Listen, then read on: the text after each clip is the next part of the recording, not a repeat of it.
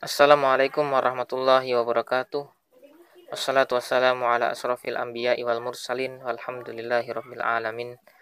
Mendidik anak perlu kesabaran dan ketelatenan. Pusat utama pendidikan ada 4: rumah, masjid, sekolah, dan masyarakat. Dari 4 tempat ini, yang paling menentukan adalah rumah, dengan 2 penopang utamanya, yaitu ayah dan ibu, yaitu umi dan abi. Mendidik anak diperlukan kesiapan menempuh jalan panjang dan tenaga ekstra yang hasilnya tidak segera dapat kita rasakan, padahal energi sudah terkuras yang sedemikian rupa. Dari dulu sampai sekarang, yang namanya mendidik anak adalah perkara sulit. Ini tidak ada yang memungkirinya. Pembicaraan ini menurut pandangan yang benar merupakan persoalan yang paling penting dan puncak kegelisahan yang dirasakan oleh semua anggota masyarakat muslim yang ingin tegak menjalankan ajaran Allah Subhanahu wa ta'ala. Dengan strata sosial masyarakat tersebut yang beragam, wawasan anak-anak mereka yang berbeda-beda, daya tangkap yang berlainan, dan perbedaan dalam keluasan ilmu pengetahuan mereka, suatu hal yang kalah penting dan harus kita sadari.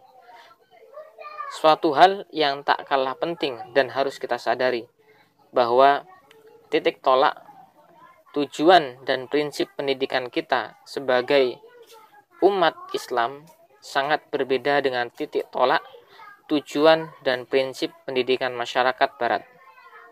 Maka tidak tepat kalau kita mengadopsi sistem pendidikan mereka sampai ke tataran teknisnya, sebab rumusan pendidikan mereka dilatar belakangi prinsip fundamental yang sama sekali tidak sejalan dengan prinsip pendidikan kita.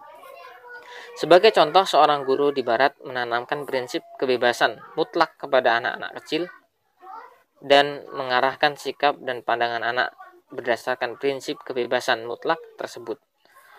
Sementara kita, walaupun anak kita berkebebasan, tapi kebebasan itu tidak mutlak. Dalam prinsip kita, ibadah penghambaan diri kepada Allah adalah yang utama. Kebebasan itu mengikuti keibadah tersebut.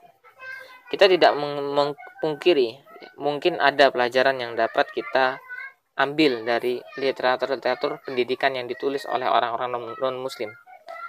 Jika kita akan mengambilnya juga sebagian yang positif, haruslah dengan penuh kehati-hatian dan kewaspadaan. Jangan sampai ia berubah menjadi racun yang disusupkan di dalam madu.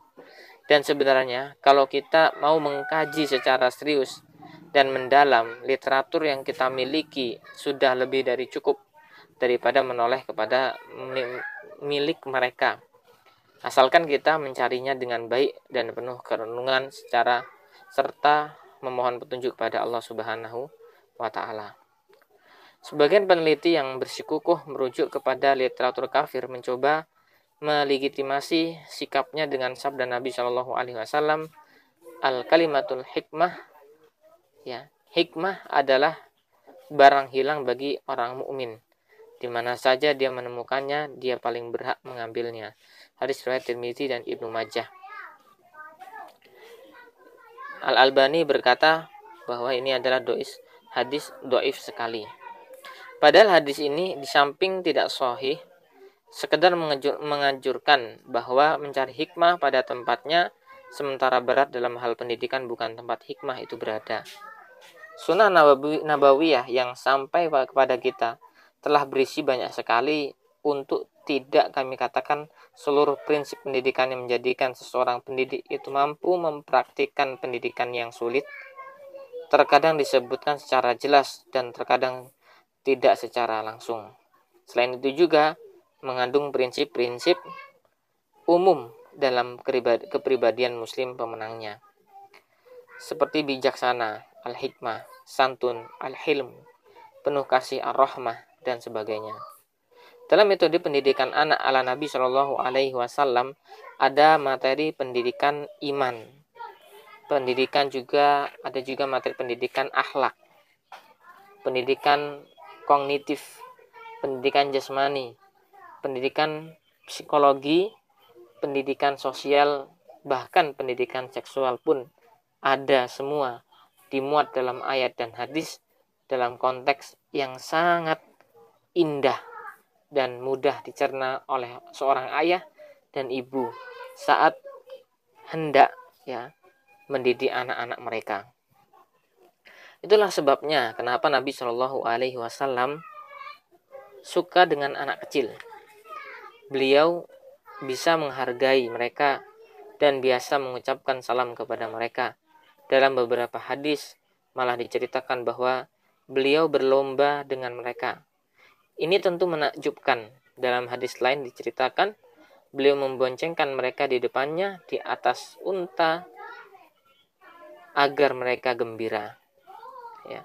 Maka mari kita memberi perhatian maksimal kepada anak kecil. Ajari mereka, cintai mereka, hargai mereka supaya mereka tumbuh besar menjadi orang-orang mukmin yang suka atau suci sekaligus penyejuk mata, qurrata ayun, yang membahagiakan orang tuanya supaya mereka menjadi anak yang soleh yang kelak akan mendoakan Anda setelah Anda itu tiada. Rasulullah Shallallahu Alaihi Wasallam bersabda, "Idza matal insan in qata'a amaluhu illa min salas, shadaqatu jariyatun aw ilmun yuntafa'u bihi aw waladun shalih yad'ulah." Akhrajahu Bukhari fil Adabi wa Muslim an Abi Hurairah. Jika manusia meninggal dunia, maka terputuslah amalnya kecuali 3, sedekah jariyah atau ilmu yang bermanfaat atau anak soleh yang mendoakannya. Hadis riwayat Al-Bukhari dalam kitab Al-Adab dan Muslim dari Abu Hurairah. Manusia paling malang adalah yang anaknya tumbuh tak sesuai harapan. Anak adalah buah hati kita. Oleh karena itu, kita mesti bisa menghargai perasaan dan menyayangi mereka. Anak kita adalah investasi kita di masa depan. Bukan hanya masa depan kita, tapi juga masa depan umat kita. Manusia yang paling dekat dengan kita adalah anak-anak kita. Demi Allah, tidak ada kebahagiaan kecuali saat anak-anak kita tumbuh sesuai dengan yang kita inginkan.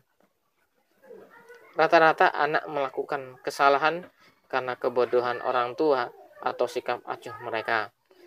Anak kecil itu fitrahnya masih suci. Maka kewajiban keluarga adalah memberikan pendidikan dan pengarahan yang baik kepada anaknya. Wallahu a'lam bishawab. Maka kita lanjutkan di video selanjutnya. Barakallahu fikum. Wassalamualaikum warahmatullahi wabarakatuh.